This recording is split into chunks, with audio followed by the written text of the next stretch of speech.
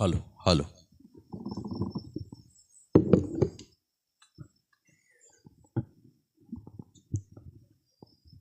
ఈ సమయంలో మన శ్రీనివాసపురం గ్రామ సర్పంచ్ గారు ఎడ్లపల్లి రాధిక గారు మన మధ్యలో ఉన్నారు. ఈ సమయంలో వారు వచ్చి ఈ సభను ఉద్దేశించి ఒక 3 నుంచి 5 నిమిషాల వరకు గ్రీటింగ్స్ అందించి ఓ పల్లవి చరణం పాడవలసిందిగా ప్రేమతో రాధిక గారిని ఆహ్వానిస్తూ ఉన్నామండి.